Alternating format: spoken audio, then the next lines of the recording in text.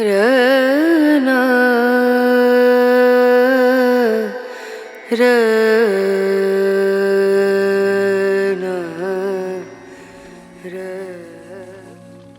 Hindistan'ın kalbi, Ganj'ın kutsal suları ama aynı zamanda dünyanın en esrarengiz şehirlerinden biri. Burada yaşamla ölüm arasındaki ince çizgide her an bir başka sır ortaya çıkıyor. Varanasi, Hinduizmin en kutsal şehri. Ancak yalnızca bir dini merkez değil. Bu şehirde ölüler, nehirde yakılıyor, bedenler sonsuz bir yolculuğa uğurlanıyor, ardında kim bilir kaç yüzyılın hikayeleri bırakılıyor.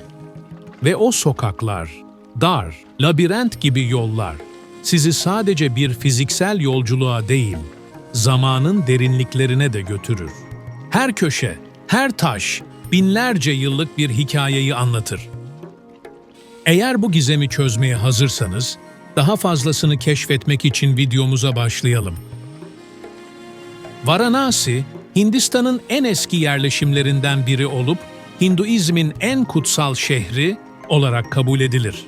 Ancak bu şehir sadece dini bir merkez değil, aynı zamanda ölümle yaşamın iç içe geçtiği, kadim ritüellerin hala günümüzde yaşatıldığı, zamanın izlerinin her köşesinde hissedildiği bir mekandır. Varanasi'de yaşam ölümle iç içe geçer. Ölülerin yakıldığı Ganj nehrine bakan gatlar, bu şehrin ruhunu simgeler. Her gün binlerce hacı ve yerli, bu kutsal nehre duygusal ve manevi bir bağla yaklaşır. Birçok insan, hayatlarının son anlarında bu nehre kavuşabilmek için uzun yıllar boyunca dua eder, tövbe eder ve ritüellerle hazırlık yapar.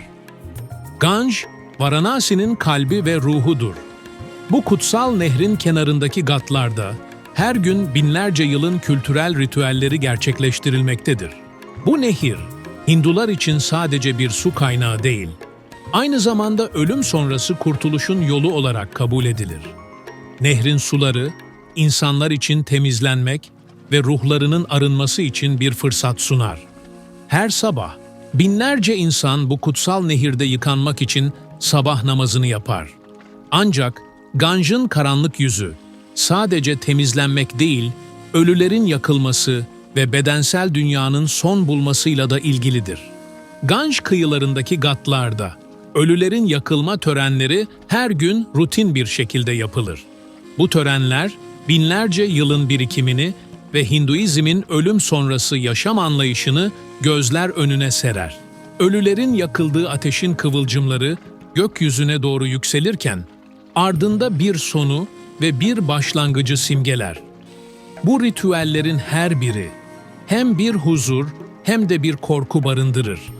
Çünkü burada her şeyin geçici olduğu, ölümün hayatın bir parçası olduğu anlayışı vardır. Fakat bu törenlerin hem fiziksel hem de manevi boyutları vardır. Birçok turist bu törenleri izlemek için Varanasi'ye gelir. Ancak çoğu zaman sadece bir izleyici olmak, bu ritüellerin anlamını tam olarak kavrayamamakla sonuçlanır. Oysa bu törenlerin derinliği sadece bir gözlemcinin değil, bir katılımcının ruhunu da etkileyebilir.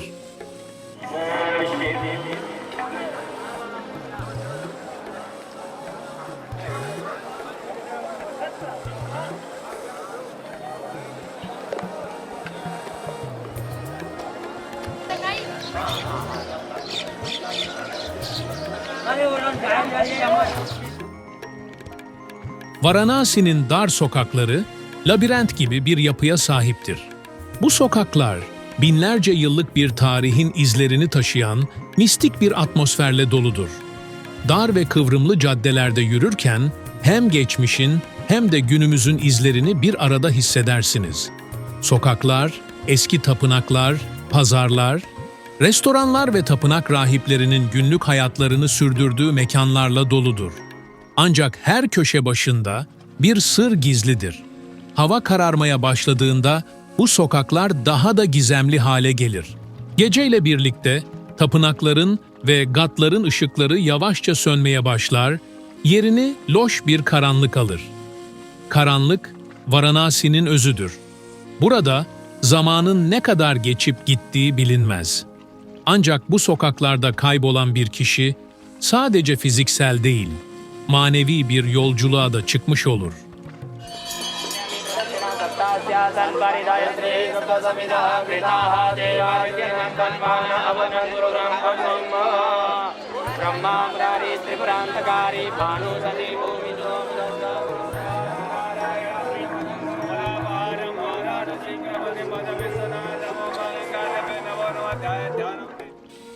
Varanasi, bir şehri gezmekten çok bir deneyimdir. Burada geçirdiğiniz her dakika, zihinsel ve ruhsal bir değişimi beraberinde getirir. Birçok insan, Varanasi'deki bu yolculukları sırasında hayatlarının en derin içsel keşfini yapar. Yoga ve meditasyon merkezleri, bu şehrin bir başka önemli parçasıdır. Hinduizm ve Budizmin izlerini taşıyan bu pratikler, bedeni ve zihni arındırmaya yönelik güçlü bir yolculuk sunar. Birçok insan Varanasi'ye geldiğinde ruhsal bir arayış içinde olur. Ganj Nehri'nin kenarındaki meditasyon alanları, tapınaklar ve huzur dolu atmosfer, insanları içsel bir barışa davet eder. Varanasi sadece dini bir şehir değil, aynı zamanda renkli pazarlara, geleneksel el sanatlarına ve eşsiz sokak lezzetlerine ev sahipliği yapmaktadır. Bu şehirde yürürken, her köşe başında satıcıların çağrıları, rengarenk hediyelikler ve yerel kıyafetler arasında kaybolmak mümkündür. Varanasi'nin geleneksel tekstil ürünleri, el dokuması şallar ve sedef işlemeli takılar, ziyaretçilere eşsiz bir alışveriş deneyimi sunar. Sokaklarda ise geleneksel Hint yemekleri ve tatlar insanları cezbetmektedir. Varanasi'ye özgü sokak yemekleri turistlerin ilgisini çekerken yerel halk için de vazgeçilmez bir yaşam tarzıdır. Ancak bu sokaklarda yaşanan her an aynı zamanda bir keşif, bir maceradır. Çünkü her lezzet, her kokusu şehirle olan bağınızı güçlendirir. Varanasi'de gün batımı şehri bir başka şekilde şekillendirir. Geceleri Ganj Nehri'nin karanlık sularına bakan gatlarda yürüyen insanlar birer gölge gibi görünür. Ancak bu karanlıkta bir şeyler daha vardır. Gece, şehirde başka bir boyuta geçişin zamanıdır. Sokaklarda, tapınaklarda, katlarda bir sessizlik hakimdir. Ancak bu sessizlik korkutucu bir huzur da barındırır. Çünkü geceleyin Varanasi'nin derinliklerinde başka bir gerçeklik ortaya çıkar. Geceleyen her kişi burada başka bir yolculuğa çıkar. Varanasi sadece bir şehir değil, aynı zamanda bir tecrübe, bir yolculuktur. Burada her şey yaşam ve ölüm arasında, bilinçli ve bilinçaltı arasında bir denge kurar. Eğer ruhsal bir yolculuğa çıkmak, tarihi derinlikleri keşfetmek ve sırlarla dolu bir dünyayı görmek istiyorsanız, Varanasi sizi bekliyor. Bu şehri anlamak, sadece bir gezgin olmakla değil, aynı zamanda bir katılımcı olmakla mümkün. Bu güzel videomuzu heyecan verici bir hikaye ile tamamlayalım. Ganj Nehri'nin kıyısında, dumanın gökyüzüne karıştığı, duaların yankılandığı o kadim şehirde Arjun adında genç bir gezgin vardı. Arjun, Varanasi'nin mistik havasına kapılmış, buranın gizemlerini keşfetmeye gelmişti. Ancak neyin içine sürüklendiğini bilmiyordu. Bir gece, dar sokaklarda dolaşırken yaşlı bir adam ona yaklaştı. Gözleri alev gibi parlayan, ismi Ravi olan bu adam, nehrin karanlık sırlarını bilen, burada olanları yöneten, herkesin korktuğu biriydi. Ravi, Arjun'un kulağına eğilip fısıldadı. Buraya gelen herkes kutsal huzuru arar. Ama bazıları buradan hiç ayrılamaz, dedi. Arjun, tüyleri diken diken olmuş halde geri adım attı.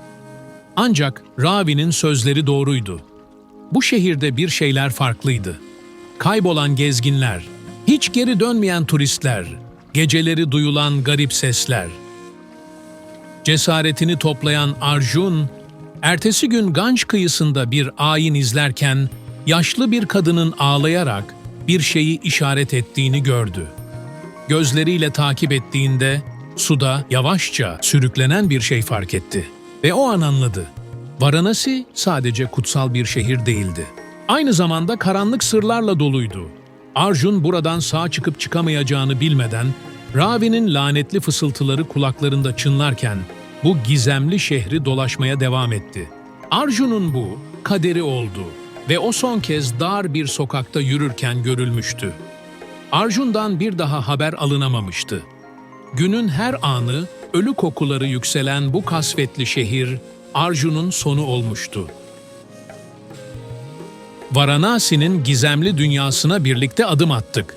Eğer bu yolculuk hoşunuza gittiyse, destek olmak için videoyu beğenmeyi unutmayın. Atlas kanalına abone olarak dünyanın en ilginç köşelerini keşfetmeye devam edebilirsiniz. Yeni videoları kaçırmamak için bildirim zilini açın ve yorumlarda düşüncelerinizi paylaşın. Birlikte daha fazla keşif yapmak için buradayız.